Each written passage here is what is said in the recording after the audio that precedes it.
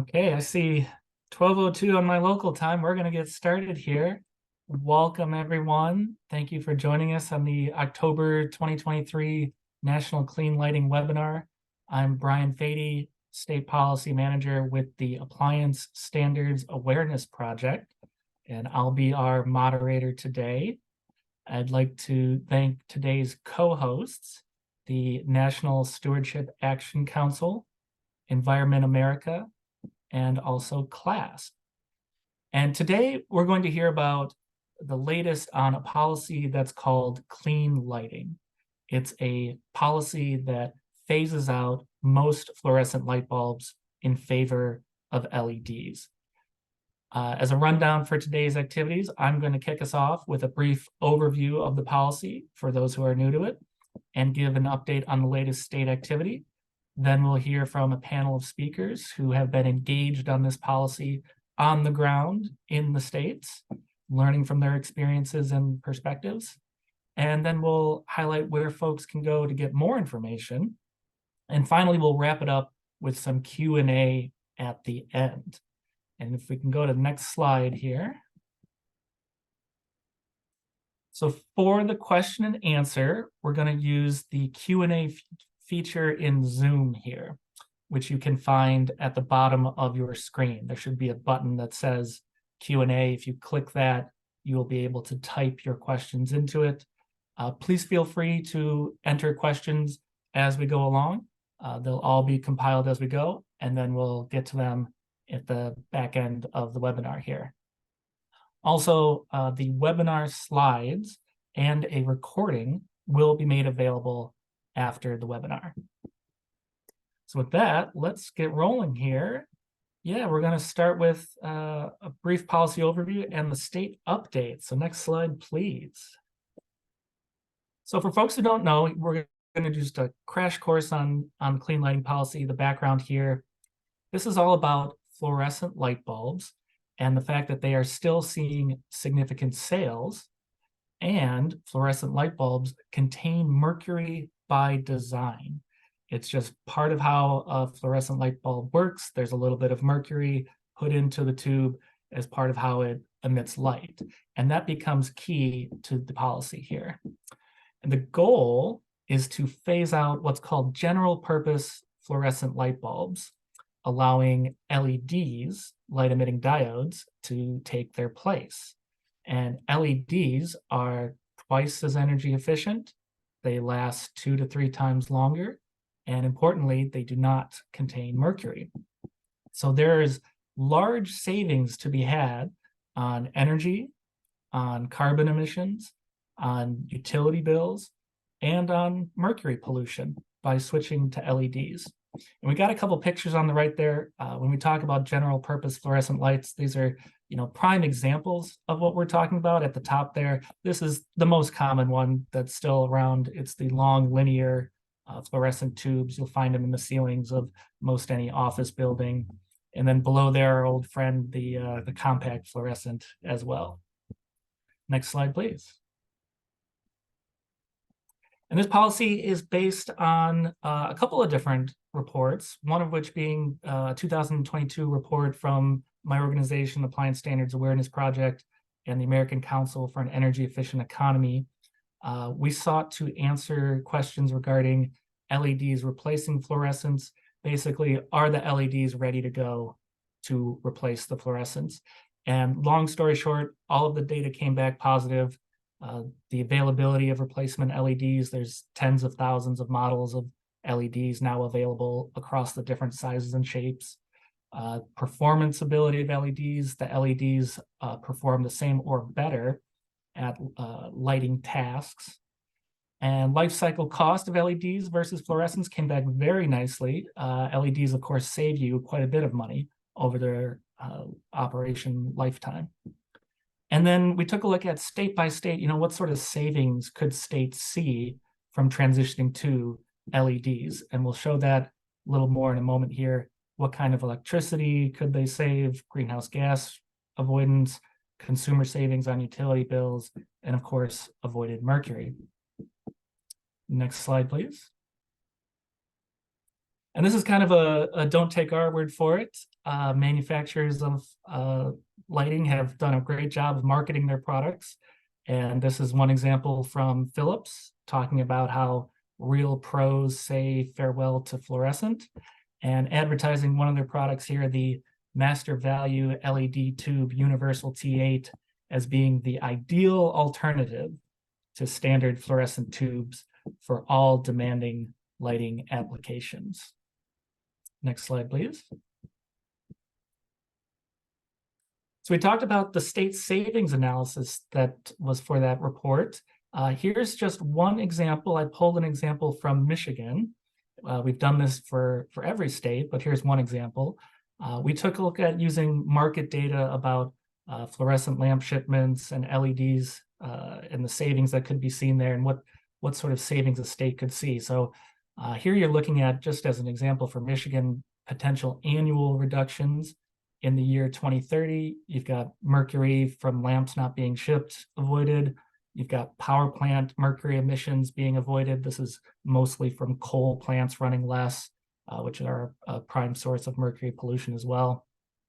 You've got, of course, CO2 emissions avoided. This also mostly from power plants running less. Potential annual electricity savings. And big one on the right here, potential annual electricity bill savings. These are statewide estimates. So you've got all these savings that a state could see, a state like Michigan, for example, here, and they could be seeing about $149 million in annual utility bill savings as a result of transitioning to LEDs from fluorescents. And again, we have these for each of the states. They're available on the ASAP website.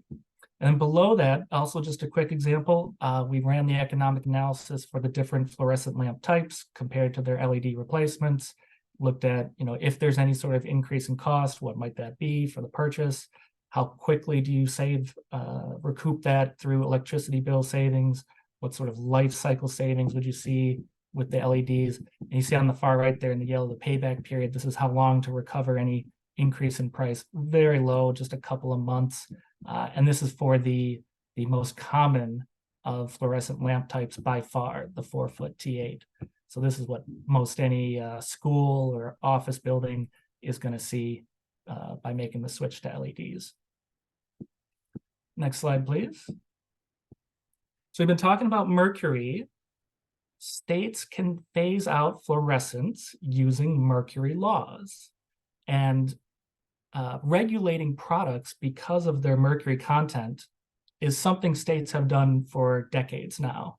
And the map you see on the screen, if the state is in green, it has some kind of mercury product regulation on the books, whether it's requiring mercury products be labeled or disposed of in a certain way or recycled. These are states that have seen mercury pollution as something that they wanted to try to reduce and regulate. And it just becomes a nice jumping off point. If your state has some existing mercury laws, you can sort of build upon that with the clean lighting policy to help eliminate one source of mercury pollution. Next slide, please. And so for states to help state advocates out and folks in states, Appliance Standards Awareness Project, we have produced a clean lighting model bill. This is meant to be a starting point for state policies. And we put together all of these sort of technical language that you would need to correctly define which fluorescent light bulbs are you looking to phase out, and put any exemptions that might need to be in there. We've got definitions as well. So we've put this together as a model bill. It's also on our website. States can, of course, customize it as they see fit. Sometimes with the existing mercury laws, we find states might do a little tweaking just to fit their existing language and regulations. Next slide. And so, yes, the state update, I'm very happy to report there's been a lot of activity in the last 2 years, 2022 and 2023. On the map here, the state is in green. It has adopted a clean lighting policy. There are 7 so far. That's California, Oregon, Colorado, Hawaii, Vermont, Maine, and Rhode Island. And then 7 more have introduced the policy. And I know from talking from folks in states that there's tremendous interest in continuing to advance these policies, both in those states and additional ones as well. And I'll make a quick note, for the states that have passed the policy, they have their first implementation date is approaching. This will be January 1, 2024. What's called the screw-based CFLs will be phasing out first. That's most commonly our old friend, the curlicue CFL, for those states will be phasing out starting then. So that's the latest big picture on the state activity. Now we're going to jump into hearing from folks who have been on the ground in the states working to advance the clean lighting policy. And we've got our speakers up here. I'm going to tell you a little bit about our speakers today. First, we're going to hear from Assemblyman Ash Kalra, who represents California's 25th Assembly District. That encompasses the majority of San Jose and parts of Santa Clara County. He was first elected in 2016, becoming the first Indian American to serve in the California legislature in state history, and was reelected to his fourth term in 2022. Assemblymember Kalra is the chair of the Committee on Labor and Employment, and also serves as a member on the Housing and Community Development, Judiciary, Transportation, and Water, Parks, and Wildlife Committees.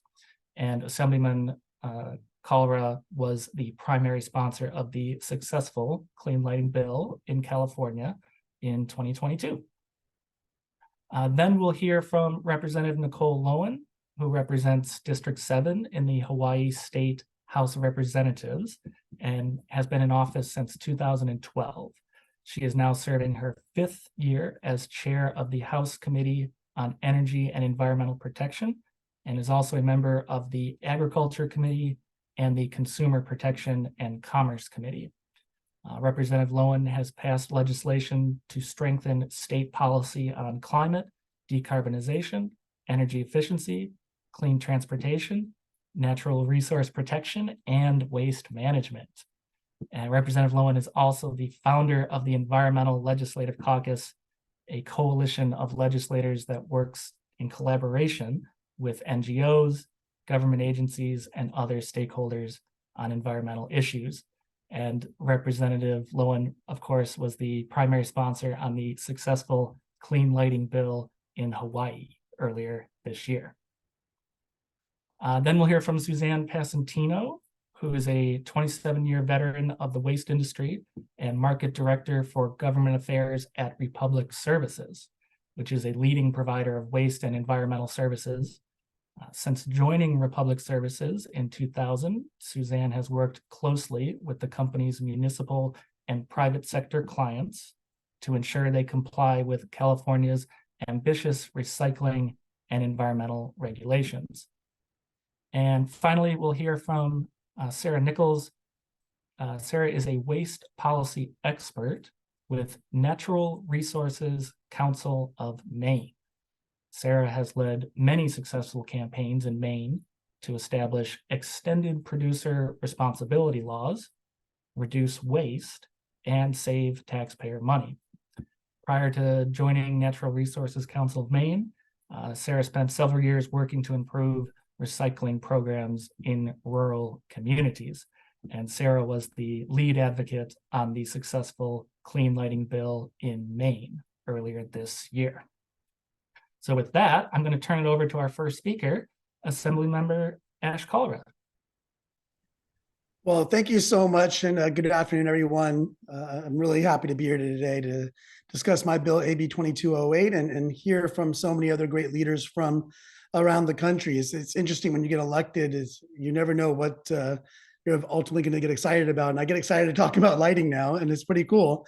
It may not be as fun for everyone at a cocktail party, but I'll tell you, the changes that we're making are important, and to be in partnership with so many of you really makes it worthwhile.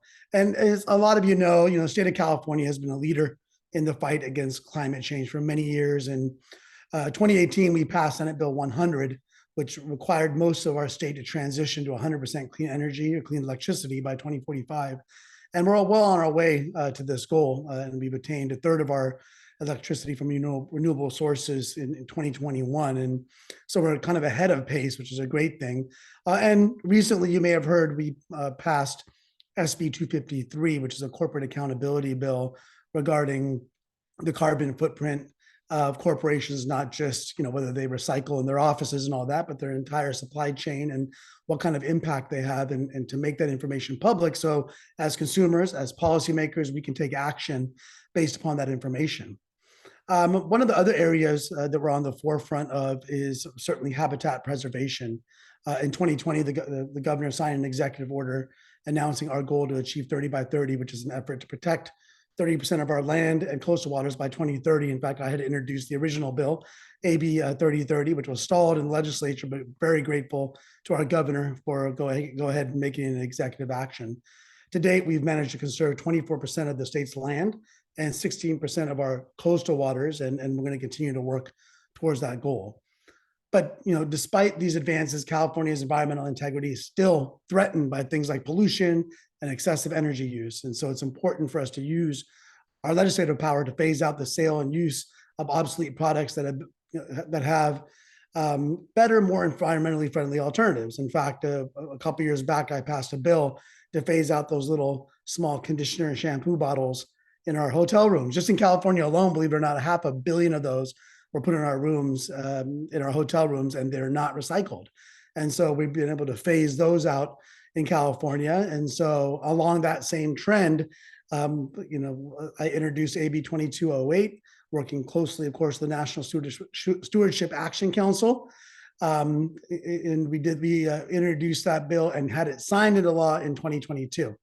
And so the bill establishes a near total prohibition on the sale and distribution of most common fluorescent lamps in the state of California, and it will be implemented in 2 phases. The first will ban the sale of most compact lamps starting in 2024, while the second will expand the ban to linear lamps and pin-based compact lamps in 2025.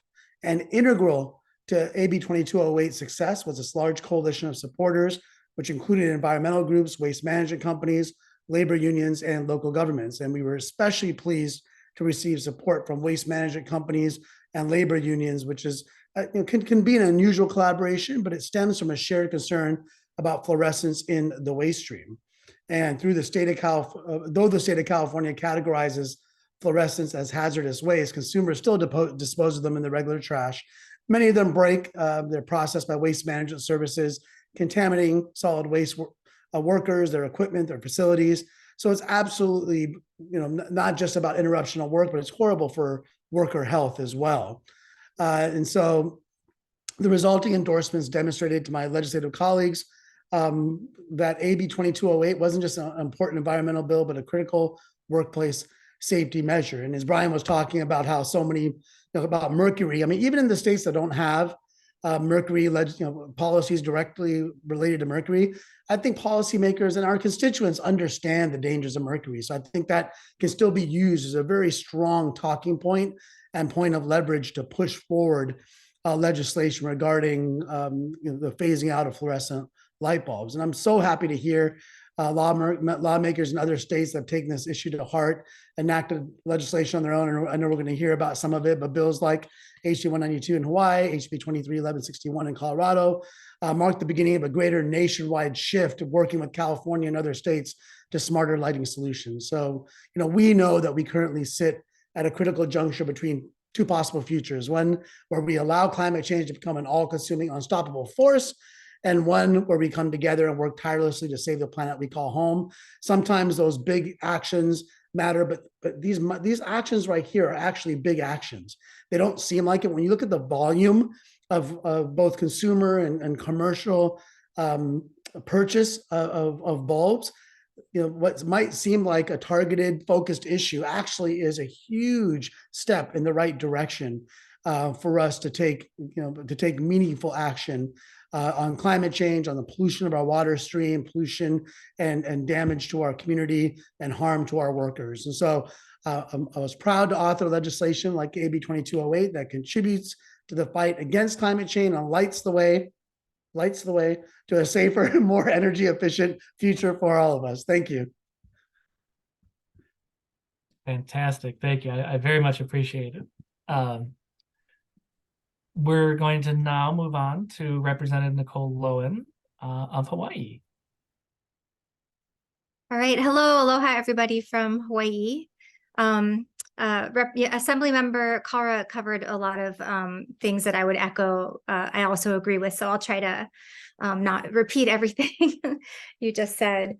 And thank you for the nice introduction, so I don't have to cover all of that. So from Hawaii's perspective, one of the things I like to start with us thinking about is Hawaii is an island state, and that kind of means a couple of things. One is that all the things that we import, tend to stay there, and they become part of the environment, and they're stuck there forever. So we have to think about things on that level. And then, the second big thing in relation to this is that as an island state, each island has its own relatively small electric grid. Sorry if there's like a truck in the background. And so that means that our electricity rates here on the islands are really high, typically at least 3 times higher than anywhere else in the nation. So any of these energy savings that get translated onto consumers' electric bills are really meaningful. As was previously mentioned, not bringing additional hazardous waste materials into the state like mercury is a big part of why we wanted to pass this bill. But I wanted to maybe expand a little bit more on the energy efficiency side of things. So like California, Hawaii committed to 100% renewable energy. We're the first in the nation with adopting that goal for 2045 back in 2015. And then we also have a commitment to a carbon negative economy. And then in addition to the renewable portfolio standards, Hawaii also has energy efficiency portfolio standards, which actually kind of need to be updated, but there is a focus on energy efficiency. And so, the energy efficiency is, kind of a often overlooked and undervalued aspect of reaching these renewable energy goals and in the big picture of climate action. But really, we should think of it as that first tool that you reach for. It's really like often said, like the cheapest kilowatt is the one that you never use. And I think, as also Assemblymember Kaura said, that energy efficiency, it's fundamentally, it's often just a lot of small things pieced together that lead to a big impact. And this is one of those things, to have a clean lighting standard. I think I had some numbers to think about. In Hawaii, I think the estimates that the Appliance Standards Awareness Project, I think helped crunch the numbers to come up with this. But just in Hawaii, by 2030, the estimated savings annually for implementing this law would be $37 million annually. That's keeping in mind that Hawaii is a state with a relatively small population. So per capita, I'm imagining that's pretty high. And then by 2050, it was more than 750,000 metric tons of avoided CO2 emissions, which is the equivalent of 162,000 gas-powered passenger vehicles driven for 1 year. So it's fairly substantial. And then in addition to that, it's really a win-win for consumers and businesses just in reducing their bills. And this was the first year we introduced this bill and we were able to get it passed, which in and of itself is not always the case in Hawaii. I think people think of Hawaii as a really progressive state, but actually that's not always the case. We have a lot of Democrats, but they can, be quite conservative and maybe not always the most forward thinking on environmental things necessarily. So I think the fact that we were able to get this passed in 1 year relatively smoothly just speaks to what a broad base of support there was for it. How kind of common sense and win-win it is as a measure. And there maybe was, a little bit of a reaction from people who didn't fully understand kind of that attitude of, what are you trying to ban now? And can't people just make this decision on their own? And I think, I kind of like to think of this from the perspective, I think of my parents, I'm not that young, so my parents are getting quite up there. And I think when they transitioned to fluorescent bulbs back in the 80s, that still feels like yesterday to them. So they're like, they're good environmentalists. They try to do their recycling, but, they're also, their light bulb burns out. They want to go to the store and replace it with one that looks the same. They feel like that's what's going to work. And so I feel like the kind of quickest pathway to the behavior change here is just take these obsolete, basically appliances off the shelves. And While that might happen on its own in a market economy, really gradually, by enacting legislation, we can make it happen a lot faster. And as we know in the big picture of climate change, having this action happen sooner than later is hugely important. So I think that about covers it. I guess I'll stick around for questions and just appreciate you guys having me here today, and all the help we've gotten from the Stewardship Action Council, from Appliance Standards Awareness Project in passing this legislation in Hawaii. So thank you. Wonderful. Thank you. Thank you very much. We're now going to move to Suzanne Passantino with Republic Services, who has a few slides. I'm the only one that prepared the slides. Good afternoon, everyone. And thank you for having me here to talk about these mercury bulbs from the waste industry perspective, and those that are on the ground doing the collection. So some of you might know Republic Services for our big blue trucks servicing your communities. Republic is a leader in environmental services with operations across North America, and our services include all waste collection, disposal, recycling, organics collection, energy services, and we just recently added hazardous waste and universal waste through the acquisition of US Ecology. Just about a little bit ago. Republic also has been a leader on climate initiatives like EV conversion, RNG for renewable power, and a leading advocate in the industry for single-use packaging legislation, supporting Heidi and the efforts of NSAC. Next slide. And Republic, another one, you can go one more. Republic is very supportive of phasing out inefficient light bulbs containing dangerous mercury, and we proudly added our support to Assemblymember Clara's bill, AB 2208 in California, to reduce employee hazards and environmental impacts these lamps can cause in our waste and recycling streams and to our employees. As the Assembly member mentioned, even though California has bans and there are other policies regarding lighting policies, we continue to find them in our disposal stream in both our residential and commercial containers, causing potential negative impacts and safety impacts to our employees. These products are very fragile, and they release mercury and contaminants pretty easily within our operations that are both manual in nature with folks on the line, and also mechanical in nature at our facilities like landfills and MRFs. It's proven that mercury exposure can lead to numerous health concerns like respiratory issues, fatigue, headaches, and neurological symptoms, and none of us want that for our employees or their families. We all need to protect our workers from these dangerous contaminants and remove these legacy fluorescent lamps from our disposal and recycling systems and replace them with readily available, safer, and more efficient LEDs. In addition to health and safety impacts, there are clearly environmental impacts of these legacy products containing mercury. Improper management of fluorescent bulbs can cause the introduction of mercury into the surrounding environment. And the mercury in a fluorescent bulb can be released in both dust and vapor if the light is broken. This heavy metal is dangerous to people and animals and easily migrates through the environment in the air, water, and soil, and can persist for decades and cycle its way through the ecosystem continuously. From a disposal perspective, we're obligated to keep products containing mercury out of our landfills and our leachate and groundwater for obvious reasons. And from a material recovery perspective, mercury lamps can pose a significant risk to our workers with potential exposure and also exposure to glass cuts that can occur when handling this material at our MRFs, our transfer stations, and our landfills.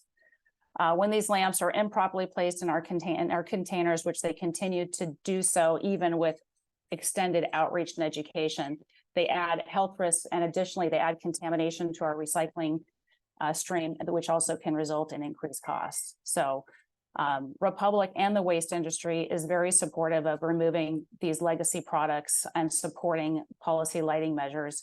And we are all replacing these bulbs ourselves at our own facilities with LED lights that are highly effective for our workers and the environment, and are certainly more cost effective. So we support the legislators that are working to bring this legislation about, and we support Heidi and her team as well, and look forward to more of these policies going into place around the country.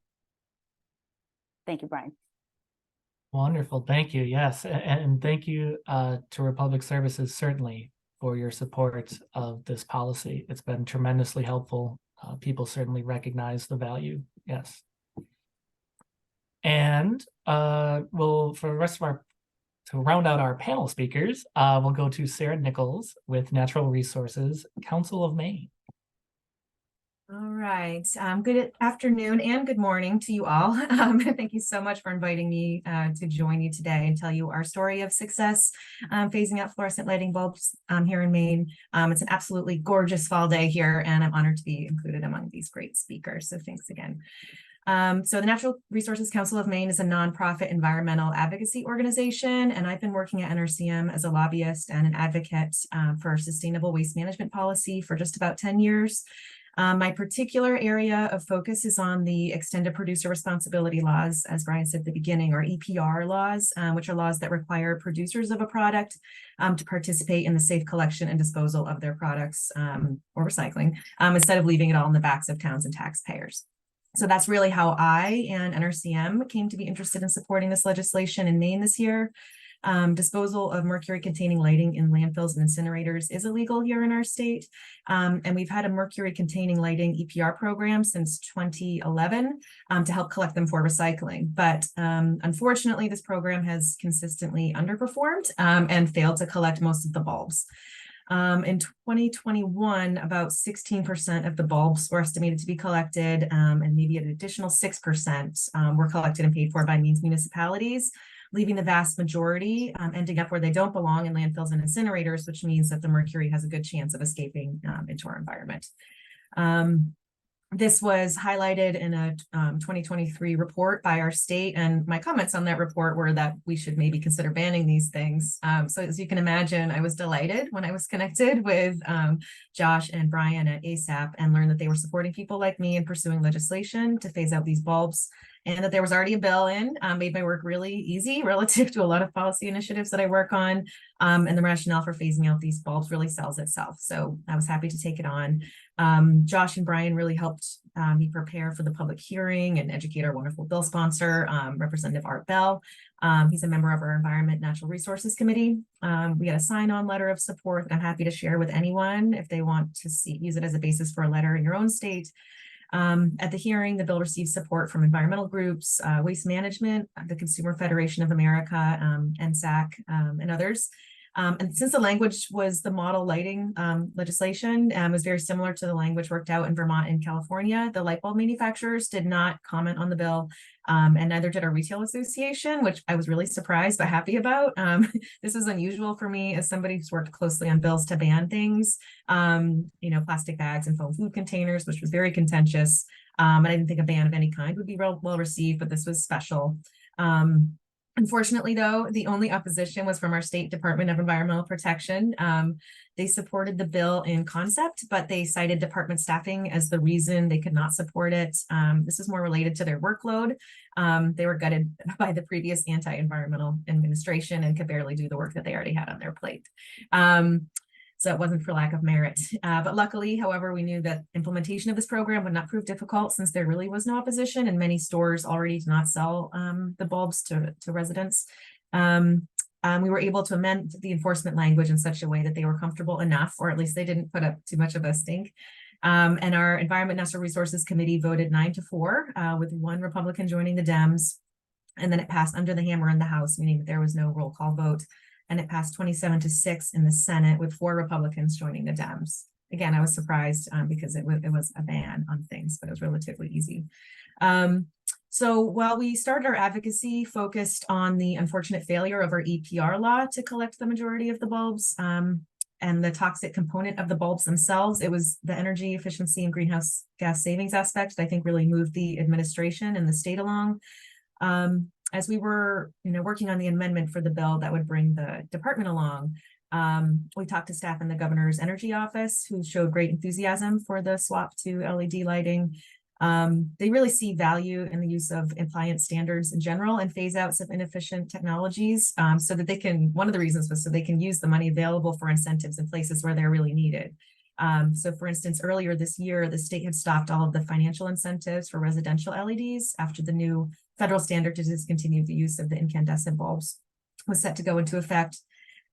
because without the option of the incandescent bulbs, it was really between CFLs and LEDs at the store, and which were becoming really similar in price. So they decided to instead transfer all the funds that they were using to incentivize the residential stuff to the non-residential sector, so which we still have.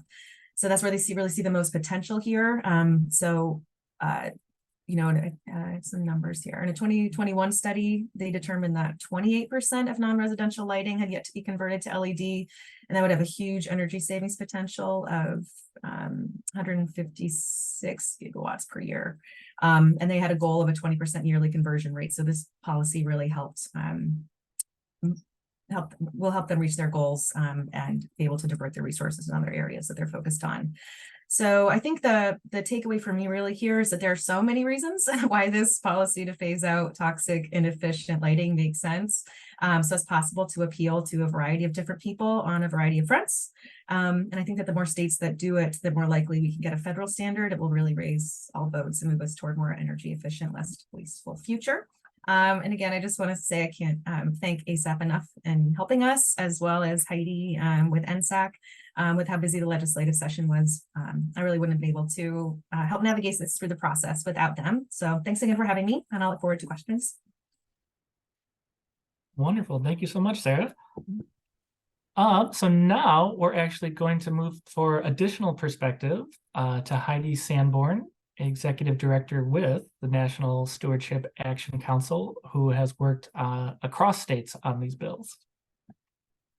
Thank you, Brian. It's so good to be here with all my friends and colleagues, especially Assemblymember Ashkara and Representative Lowen for their leadership on passing these bills and being the authors of these bills. We can't thank you both enough for being here to share your experience. It's unique and your leadership is appreciated. So I'm going to talk about strategies and tactics to pass the clean lighting legislation. And the one thing I can say about California, you know, we're kind of the big gorilla in the United States when it comes to the market. We are now the 4th largest economy of the world, recently surpassing Germany. And so that's where we're based here in California. And why we took it on here, because when we take it on here, we tend to flesh out where all the opposition is and work it all out with all of the lobbyists here, and then it's easier to pass elsewhere. Although we did follow Vermont. Vermont did not go as far as we did. We'll talk about that in just a second. But you know, it does take a village. But when we go first, it's easier for others to follow. And I think we've seen that this year with the bills that passed the 5 other states. Now, I am the founding director of the National Stewardship Action Council. We are now 8 years old, and we advocate for an equitable circular economy. And our vision is that the United States achieve an equitable circular economy. Next slide, please. If you haven't heard of us, it's because, as again, we're only 8 years old, but we're being very effective, as you can tell. And we've also started a 501c3, the Stewardship Action Foundation, so we can do EPA grants. We work all around the country doing education that also, and outreach that informs and supports the advocacy work of the National Stewardship Action Council. And as you can tell, we do a lot of partnerships. We work in other states. We can parachute in and help lobby bills anywhere in the country, and we love doing it. Because again, once we pass it in California, it gets easier along the way. Next slide, please. So I want to thank all the folks that sponsor us from around the country and beyond. Actually, we've got folks from around the world that sponsor us. Because without that, we couldn't do this nonprofit work that's so important to moving the needle, like removing mercury. Next slide, please. But we have a broad coalition as well, which I really appreciate. And the one thing I want to highlight here is when your bathtub is overflowing, smart people first reach for the faucet to turn it off. They don't start mopping first. Because of the way our waste management system has evolved, we've become expert moppers. And we need to stop grabbing the mop first. We need to start reaching for the tap. And the reason I'm very excited about this bill is it's a source reduction bill. It truly says we're going to turn off the tap on the mercury. We don't need it anymore. We have safer alternatives. on the market today that are now cost effective. So this is why we were so excited about this bill, and for all the reasons the other speakers talked about. But as far as advocating for a circular and equitable economy, it starts with turning the spigot off on toxics.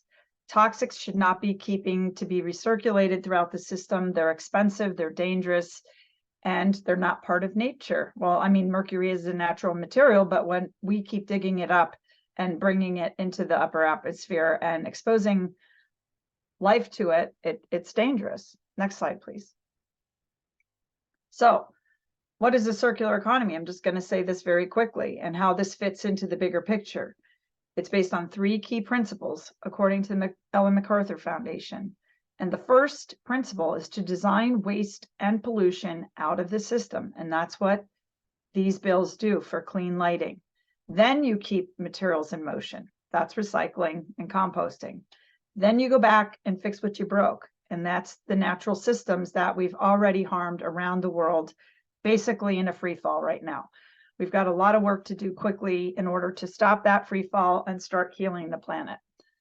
Next slide, please. And I will say our goal is to remove our economy from being tied to exponential extraction of non-renewable resources. So the strategies and tactics to be successful. The key thing is in California, we use the strategy of, I was chair of the Recycling Commission. I made sure, again, I always focus on turning off the tap. So one of the recommendations of the commission that I introduced was to turn off the tap on unnecessary mercury lighting. So that commission, which was highly regarded in California, had that on the books, that policy recommendation for the legislature, which made it easier for Representative Colruyt to take it on as well, because we had this broad group, including the waste haulers, the unions, and cities and counties, et cetera, all in support of the policy. And then it's go to who is going to oppose this. And sometimes you don't know, and weird things come up as you're running the bill, which happened with this bill. Sometimes you know who's coming. Well, one of the ones that we knew who was going to come was the National Electronics Manufacturers Association, NEMA.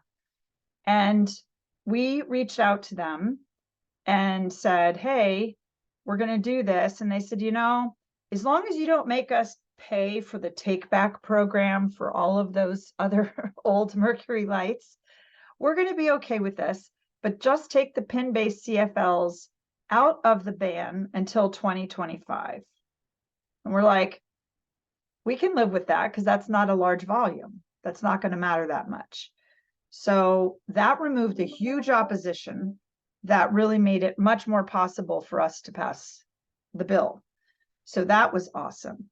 Now, when the bill was introduced, the one thing that got really interesting as far as things that popped up, because we didn't know who would show up in opposition, was we had sun tanning booths.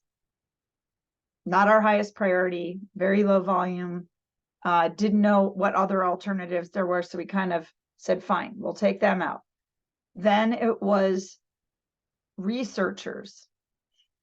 One of the staff in the Capitol said, I'm a researcher. I think some of our lamps do use mercury, and I don't know what other lamps would be out there for us. And so we started doing research with them, finding out they might not have alternatives.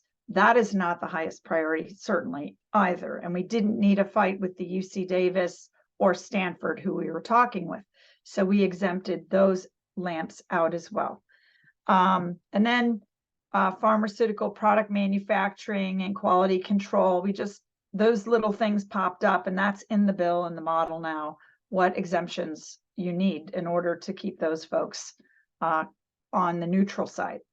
So you can see this broad group of support that we got, but we do have LED manufacturers who are in support and should be.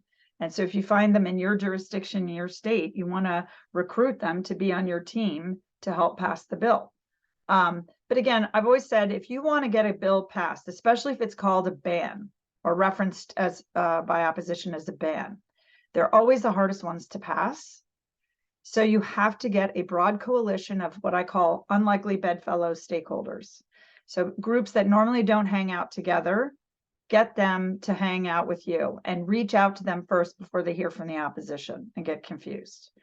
That's how we got this bill so tight and so well, easy to relatively go through the process. And I also want to thank Marissa from Assembly Member Ash Coller's office. She was an excellent staffer, did a lot of work, and was really, really good. That also helps a lot too.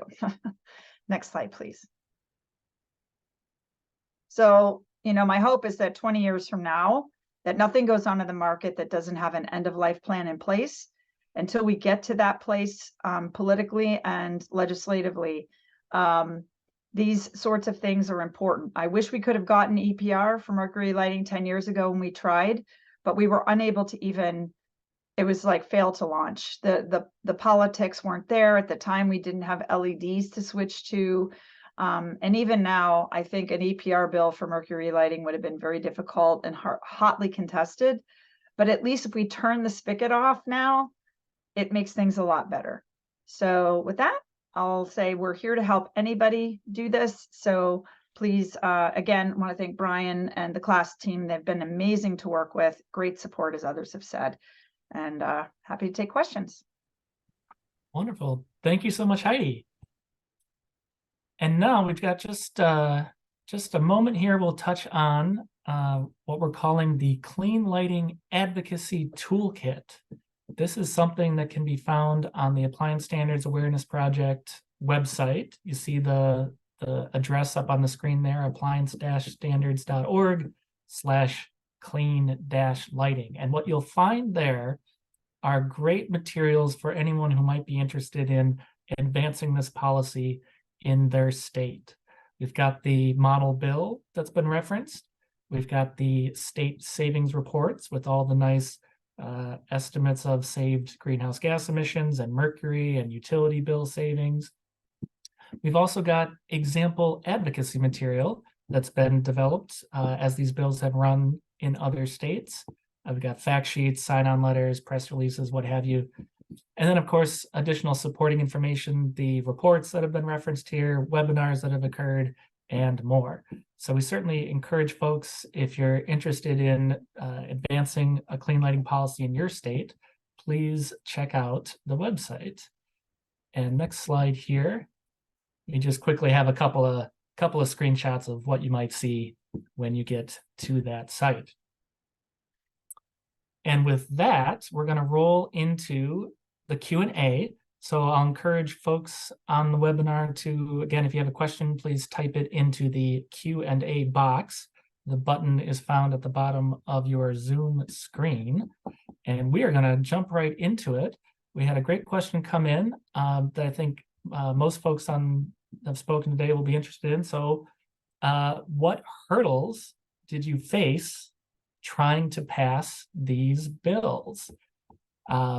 Let's go ahead. We'll start maybe Assemblyman Ash Colera, if you want to kick us off there. And I suspect others will weigh in as well.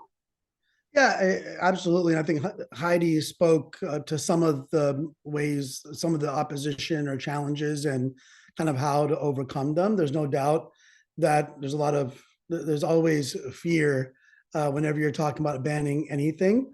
Representative Lowen was talking about how kind of people are used to certain things, and there's a especially with bulbs, that people don't buy bulbs every day, and so that's why it's so important to get this legislation through, because we know that you miss 1 year, you're literally have millions of bulbs are sold in that year. And so the fact that we were able to introduce it and get it passed in the same year and have it go into effect this January was critical. Now, as Heidi mentioned, we had a huge coalition. I think that kind of the more work that's done ahead of time, it saves you so much heartache and headache later. Similar to what I was mentioning, my shampoo condition, but we were able to get the Hotel and Lodging Association eventually on board because we work with their timeline. And that's the same thing with NEMA. NEMA, oftentimes, especially if there's, if they see the writing on the wall, they see, look, this is a new technology. Eventually this is going to happen. They just want you to work with them, and they want predictability. And frankly, there are some challenges with, with certain bulbs versus others. And so we were able to get a timeline that worked with them. And once we got their opposition removed, it was critical. And again, to get to that point, having a coalition of folks, not just those that are environmental advocates, but you have, we heard wonderfully from our public services representative here talking about kind of how they're thinking, they're forward thinking, as well as the labor unions thinking about working conditions. So there's a lot of different angles that we hit with. And one thing I will mention, because I think there was a kind of a question on this as well, is that there were some exemptions.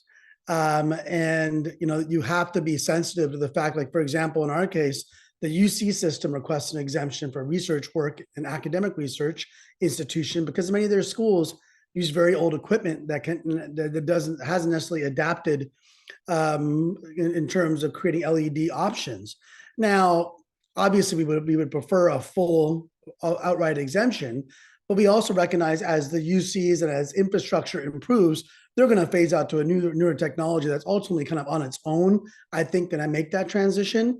But there are like sun tanning booths and certain other exemptions that until an alternative exists, we wanted to be somewhat reasonable as well.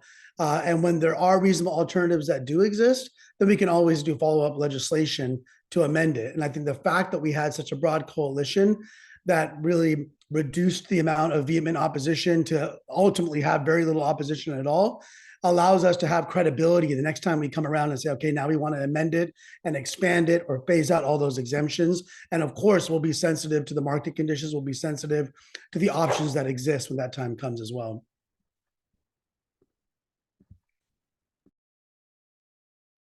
Wonder if any of the other panelists would like to weigh in?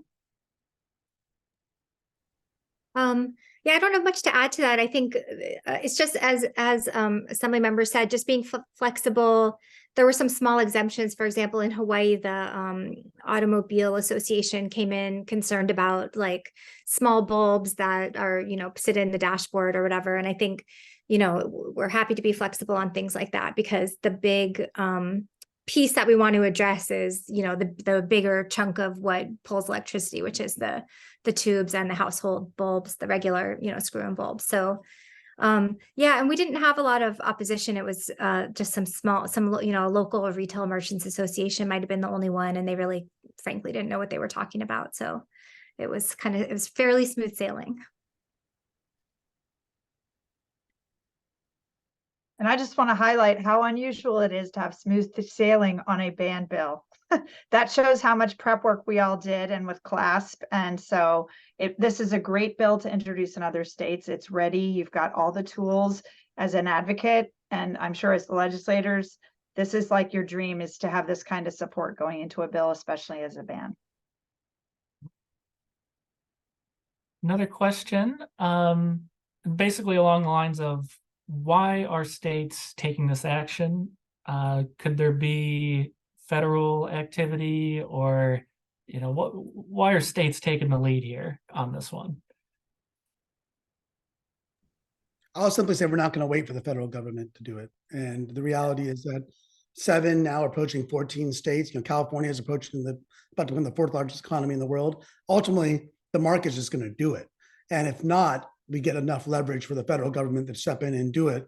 But once you're going to hit a tipping point, it's going to make it a lot easier for the federal government to do it without much opposition. But whether the federal government does it or not, I think eventually the industry is just going to move. It's already moving in that direction anyway. But we don't have time to wait is the simple answer.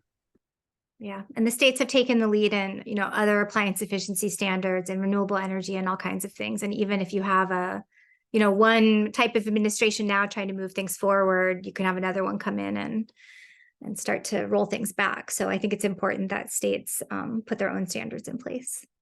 And I think there was a question earlier saying, why should states invest the money in doing this? And I think for this particular bill, there's really not a lot of costs associated with it on the state side. I think you could argue there would have to be some enforcement or compliance, but I think because it's large manufacturers, there's generally voluntary compliance. I would also add, it's just really hard to pass things first at the national level. It's always better to start at the state level. And also states and locals have the authority, the responsibility to protect public health. This to me is just as much about public health and worker safety and equity and environmental justice as it is about anything else. Nobody should be exposed. I mean, and to my mind, I don't think we've ever should have sold mercury in little tiny pieces of glass to the entire public. I just think it was a really dangerous idea. And it's time to put an end to it as quickly as we can. Yeah, and another question came in referencing Maine in particular, but this is, I think, a question for any state asking, are there specific programs aiming to assist in funding non-residential entities to replace their fluorescent lighting with more efficient lighting? And Sarah, I'd be curious if you have any thoughts on that, but in general, I think about that's sort of what you want to look at for your state, is to see exactly that. Is there an existing energy efficiency program that's incentivizing the transition from fluorescents to LEDs? If there is, you want to work with those folks, make sure they're aware of things. Although it was referenced before, one of the benefits of this policy is that you can, once passed, you free up those resources that were previously going to, what is a relatively easy energy efficiency upgrade, and you can put those dollars toward more difficult activities that perhaps need more incentivizing. Right. Yes. Essentially what I was going to say, Brian, I'm trying to find the links to our incentives from Efficiency Maine. They are only offering the non-residential right now because they do think that there's more work to be done in getting people to swap them out ahead of time rather than waiting for burnout too. And I think that they're finding actually when they go into whatever big business it is that they want to swap out a whole bunch of lighting, and then those same businesses, they really enjoy those savings and that experience. And that's really kind of the way to get the door open to get even other things that they're trying to do there too. So they're seeing a lot of added value, I think, in doing that kind of outreach. So I'm going to put those links there so anybody can read more about the incentives in Maine for non-residential. And Brian, as the president of an electric utility in Sacramento, I can also say that individual utilities have their own programs to help support businesses. We give actually free waste or energy assessments. And one of my aerospace museum just switched out all of their fluorescents to LEDs because that assessment, and it will be paid off within the investment within 18 months just from switching to LEDs. So there's financial reasons to do it. That's why I say this one's an easy one as far as a ban. There's so many reasons to do this, but there are utilities out there and others that will support businesses in making the switch. Absolutely. We're coming up on the top of the hour. I want to make sure we get our closing screen put up here because it's got contact information for all of our wonderful speakers today. Here we are. And I just really want to thank our speakers today, not only for sharing their experiences, but for their hard work on the ground to help make this policy happen. Because of their efforts, mercury pollution will be avoided, carbon emissions will be avoided, consumers and businesses will save a lot of money. And so we just really want to thank everyone for all their hard work, both on the panel today and folks who worked in other states as well across these last 2 years. So you can see everyone's title, name, contact information is up on the screen. Please feel free to follow up for any additional questions or to start conversations. If your state is interested in adopting clean lighting as well, please do reach out. We are happy to help. So thank you everyone for joining us today and have a pleasant rest of your day. Thank you. Thanks, Brian. Bye, everybody. Thank you. Bye.